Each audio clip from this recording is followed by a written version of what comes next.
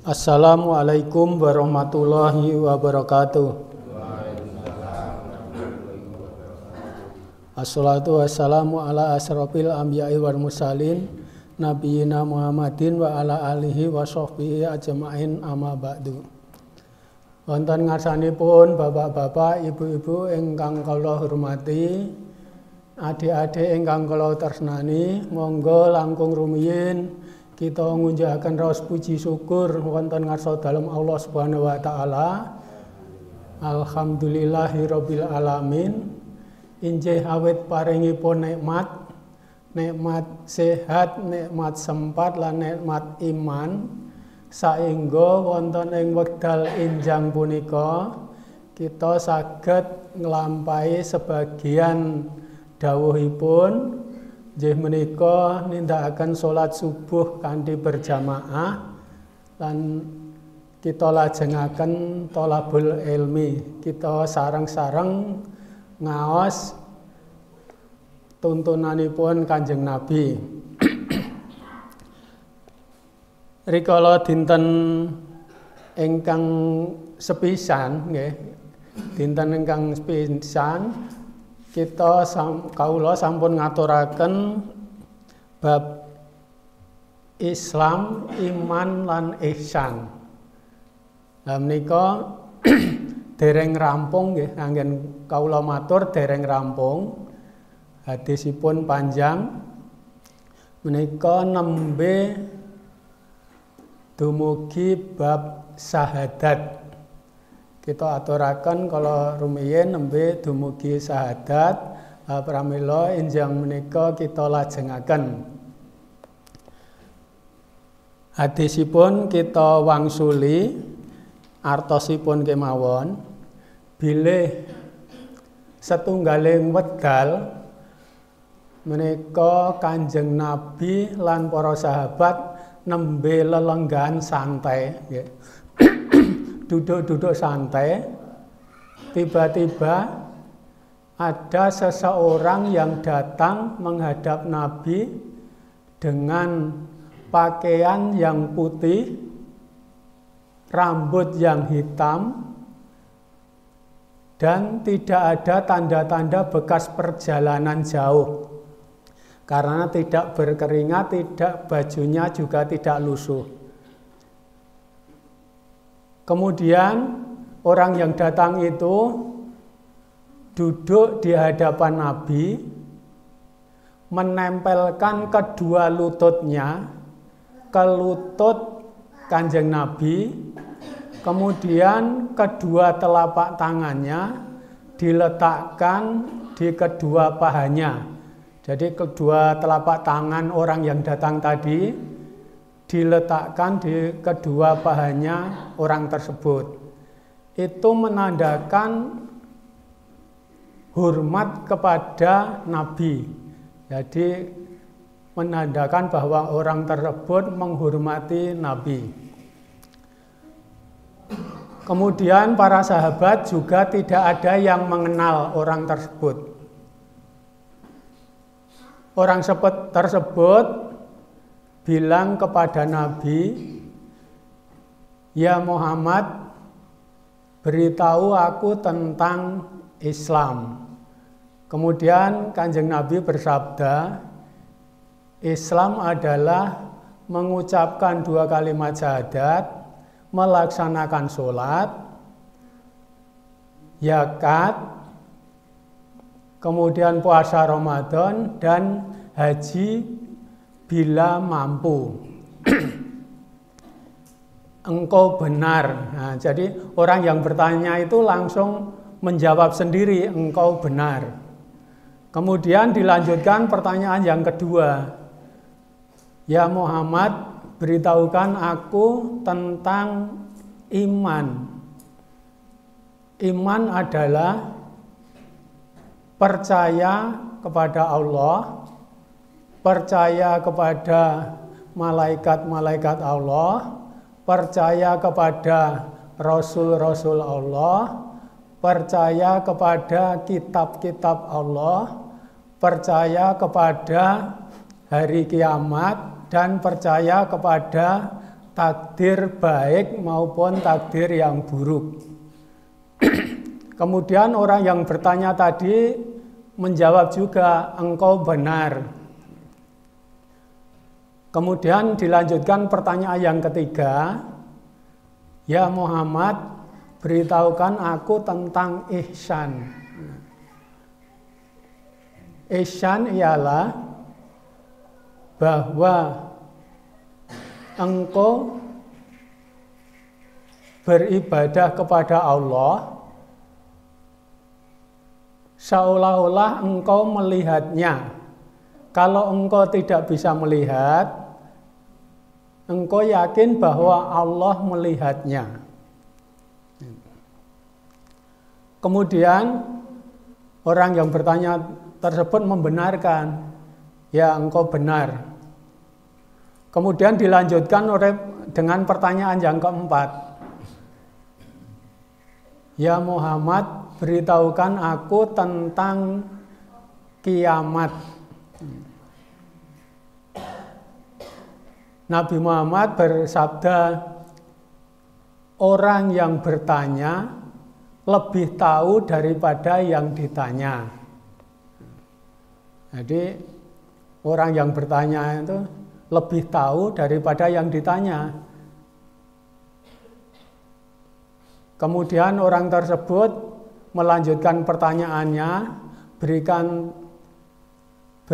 tahu kepadaku tanda-tandanya kiamat itu. Tanda-tanda kiamat, kalau sudah ada orang miskin hamba sahaya yang melahirkan tuannya. Kemudian orang miskin yang telanjang kaki dan telanjang dada. Nah, itu tanda-tandanya kiamat. Kemudian orang yang bertanya tersebut meninggalkan para sahabat dan Nabi. Kemudian Nabi diam sebentar, kemudian Nabi bertanya kepada para sahabat, ya para sahabat, apakah engkau tahu siapa yang datang tadi? Para sahabat tidak tahu. Para sahabat menjawab, Allah dan Rasulullah lebih mengetahui. Jadi kemudian Nabi Muhammad memberitahukan bahwa yang datang tadi adalah malaikat Jibril. Jadi malaikat Jibril itu memberi pelajaran kepada kalian semua. Jadi malaikat Jibril kan setelah bertanya, ya engkau benar membenarkan. Jadi orang yang bertanya itu sudah tahu, jawabannya itu sudah tahu. Jadi membenarkan apa yang disampaikan oleh Nabi. Karena Nabi itu sangat menghormati, sangat toleransi terhadap para sahabat. Kemudian beliau itu mengajarkannya seperti itu. Jadi lewat malaikat Jibril mengajarkan kepada sahabat. Itu. Apa itu Islam, apa itu iman dan ihsan hari kiamat serta tanda-tandanya. Jadi untuk memberi pelajaran kepada para sahabat. Nah kemarin kalau Islam itu kan rukunnya ada 5. Ya, rukun Islam ada 5. Tadi sudah saya sebutkan. Nah kemarin sudah sampai dengan yang pertama, rukun pertama yaitu syahadat.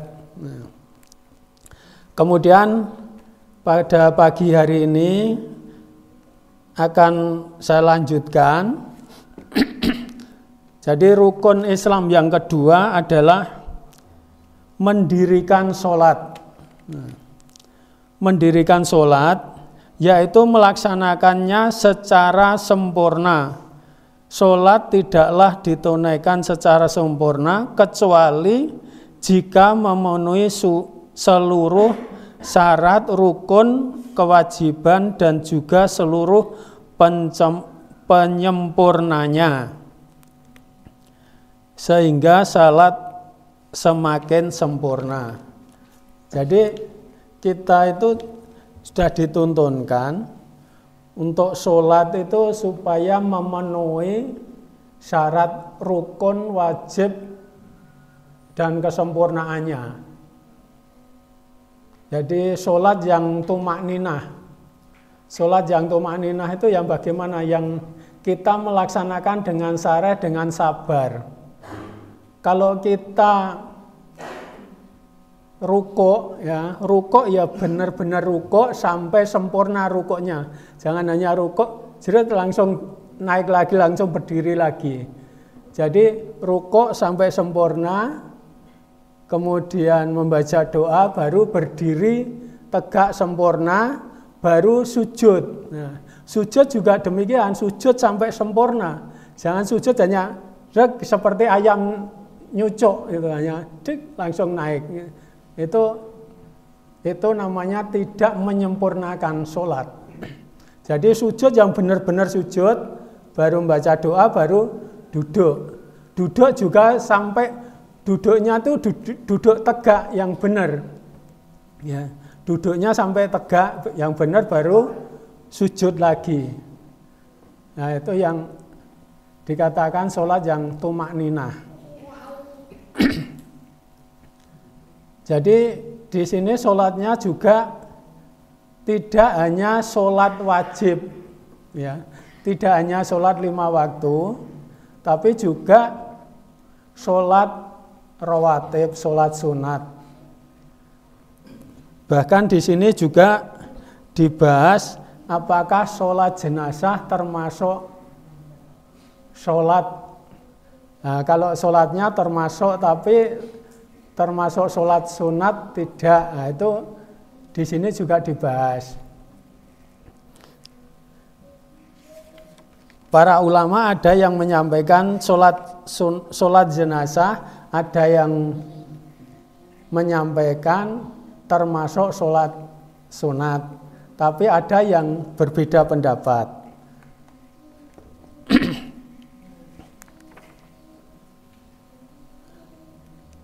Kemudian yang ketiga, menunaikan zakat.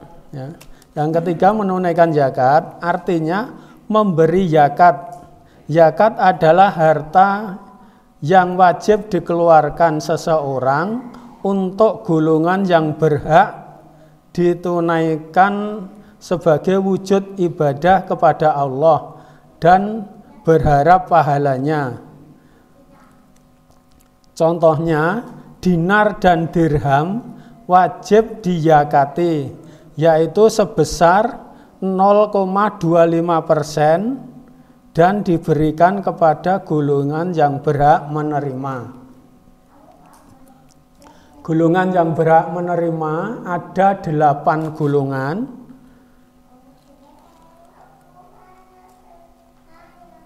yaitu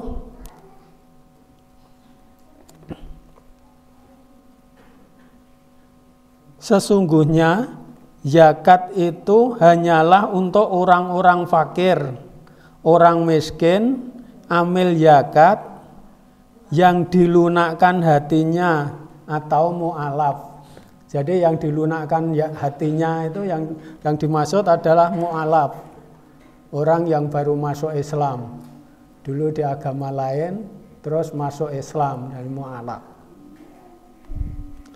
Untuk memerdekakan hamba sahaya.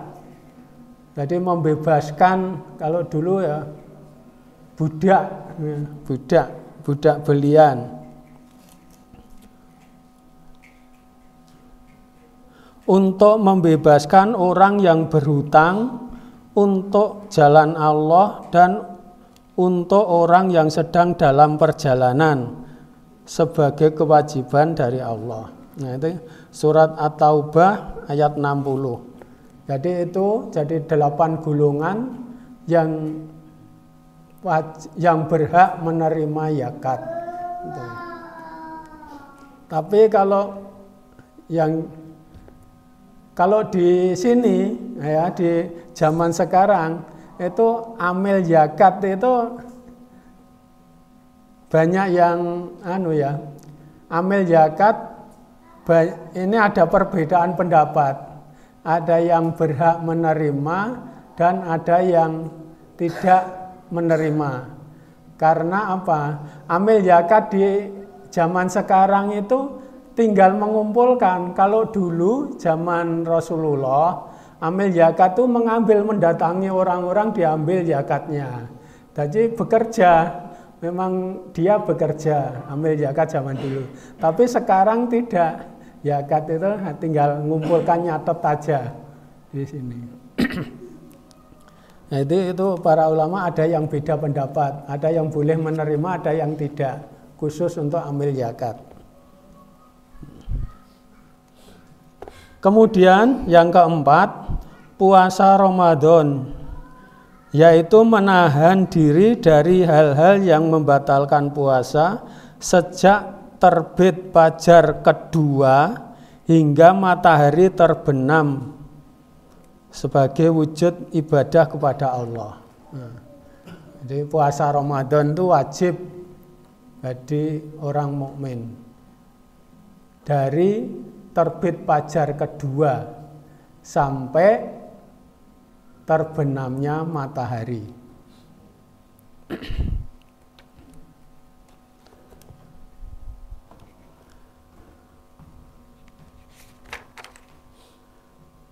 Kemudian yang kelima adalah melaksanakan ibadah haji jika mampu. Jadi kalau orang mampu itu kalau sekarang ya mampu fisik kesehatannya, mampu biayanya, karena biayanya sekarang mahal ya. Haji itu hampir 60 sekarang itu. Hampir 60. Jadi mampu secara fisik, kesehatannya dan biaya hartanya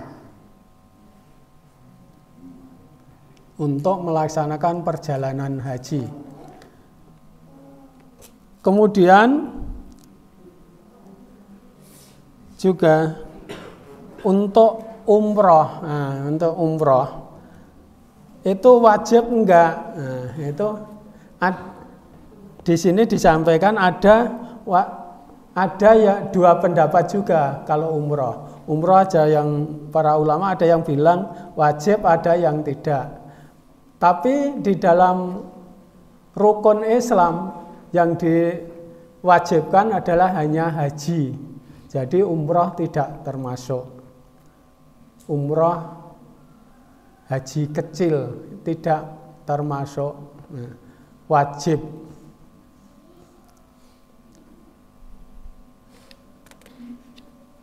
Bapak Ibu yang kami hormati, adik-adik yang saya cintai, demikian sedikit yang saya sampaikan. Jadi ini pembahasan tentang Islam ya, baru sampai Islam, belum iman dan ihsan. Jadi ini sampai Islam dulu. Saya cukupkan sekian, kurang lebihnya saya mohon maaf. Wassalamualaikum warahmatullahi wabarakatuh.